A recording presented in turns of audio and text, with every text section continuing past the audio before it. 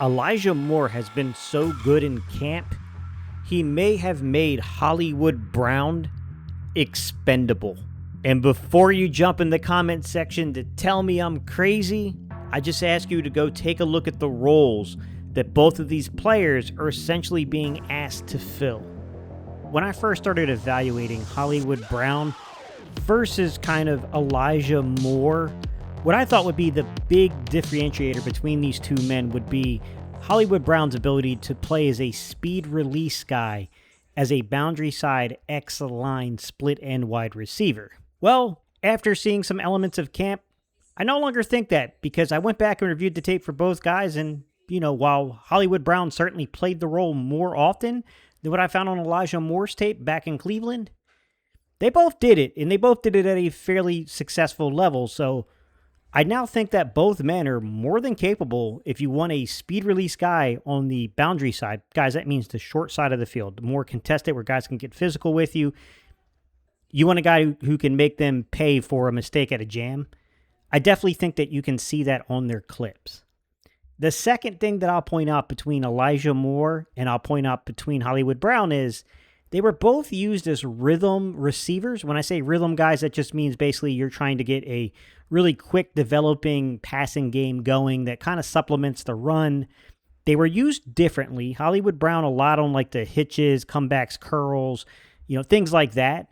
But then when I looked more so at the tape and the film of Elijah Moore, I saw more like disguise and movement out of the backfield and kind of like getting him free releases, things of that sort. But both men played the role.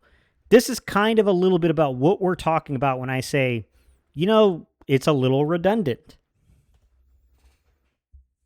And that's where this becomes more than just an Elijah Moore as having a crazy successful or crazy good training camp story. Because if Elijah Moore can give you essentially most of the same things that Hollywood Brown can do, well, the Eagles suddenly, they have a decision to make here. I understand that Hollywood Brown has a little bit of guaranteed money in his contract. So moving him, it's not necessarily free. But at the same time, it's not like the Eagles are necessarily trapped or strapped to this contract either. If another team needs a veteran receiver during roster cutdowns, the Eagles could decide that the roster spot and any potential draft capital or players they may receive for Hollywood Brown are worth more than keeping potentially two very similar wide receivers.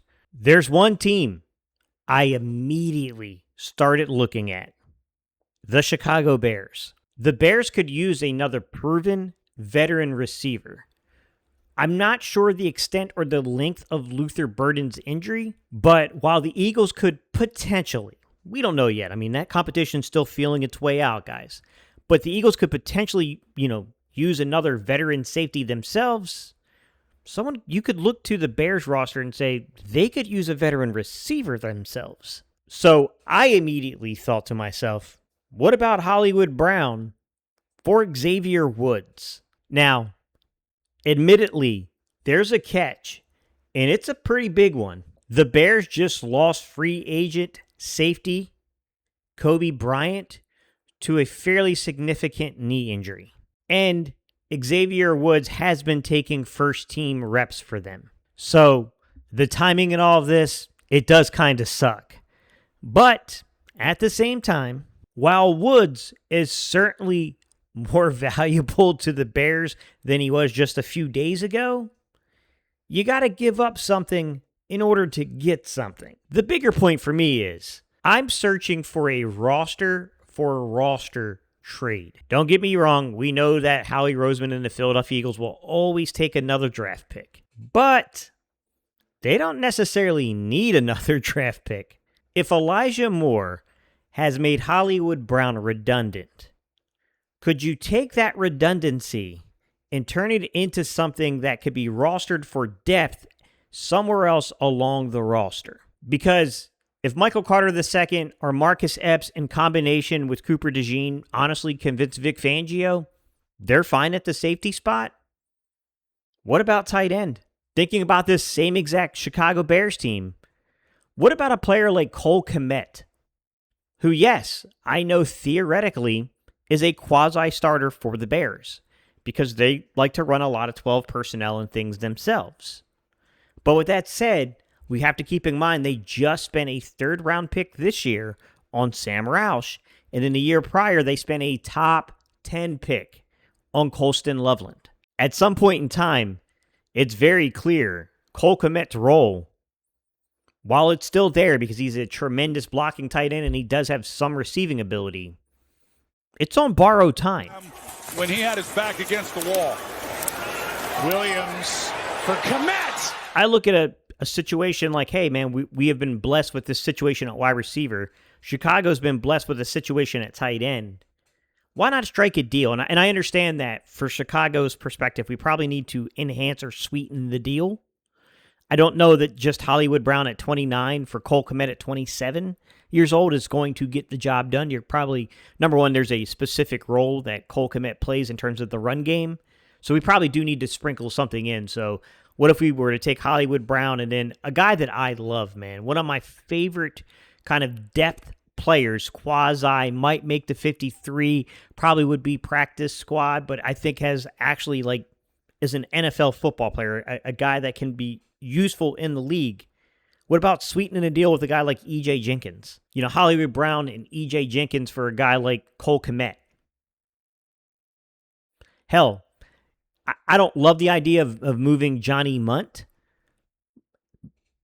However, you can make the argument that Colston Loveland and Johnny Munt are, they're a little redundant themselves, even though Cole Kmet has more receiving ability than Johnny Munt does. But I do worry about shifting and messing with too much stuff because it's going to take Cole Kmet a little time to learn the system and to understand how we're going to implement our blocking scheme. Although I don't think Chicago's perceived system this year and the Eagles' perceived system this year are miles apart, there's still going to be differences between the two. With that said, I do think Cole Kmet, if we're looking at trade candidates, if we're looking at moving a player like Hollywood Brown, because I think Hollywood Brown's entirely too talented to cut him. I don't think Hollywood Brown's necessarily done anything wrong in this situation. I just think other players around him, they just kind of emerged out of nowhere on him. Cole Kmet could give you a piece to the offense in the future. He's still underneath contract this season and 2027. So that gives you an outlook in 2027 that can include Devontae Smith, Darius Cooper, Dontavian Wicks as your core of receivers, right? With Mekhi Lemon as a fourth guy, right? So that's your core of receivers to an extent. And then you can include a tight end room that at least features Eli Stowers and Cole Kmet. You got a future piece moving forward, and I do think that's kind of important because this is probably the last hurrah for Dallas Goedert and the Philadelphia Eagles in themselves. And, Dallas Goedert, when he was at his best and healthy and not missing games, Dallas Goedert was a damn important player for the role inside of the system here. It's going to be a new world come 2027, that's for sure. The emergence of Elijah Moore and the emergence of Darius Cooper, and these two guys looking like actual pieces to the offense that could be productive. I think it raises some interesting questions because I know heading into this camp, I thought Hollywood Brown was going to be a major part of this offense. The way I viewed it was the four guys I thought were going to have a lot of play were going to be Devontae Smith, Dontavian Wicks, Mekhi Lemon, and then Hollywood Brown. Boy, the Elijah Moore, and I kind of knew Darius Cooper was going to be good, and I thought Darius Cooper could be expanded upon, but those guys are looking like, two receivers that could warrant getting 50, 60 targets on the season apiece. Between the, basically Cooper getting 50, 60 targets, and then also getting 50, 60 targets out towards Elijah Moore as well. Really spreading the targets out in this receiver room. And I think that puts us in a really interesting spot when it comes to a player like Hollywood Brown. A luxury for sure. Yeah, it'd be great to have this kind of crazy depth at the receiver position, but not necessary, and you could potentially improve other parts of your team by essentially sweetening any kind of package or any kind of deal that might include a veteran receiver like Hollywood Brown to a team that might be a little receiver needy right now. And I know I mentioned the Bears, guys. You could definitely do these exercises with other teams. It's just a team that came to my mind because I knew a couple of those pieces, and I was like, man, they would definitely be good fits for what we need right now. All right, y'all. Hollywood Brown for an Xavier Woods type safety or maybe a Cole Kmet type tight end.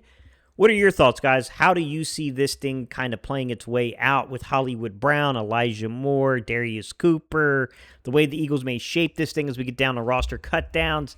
It's an interesting thing happening right now, guys. All right, y'all.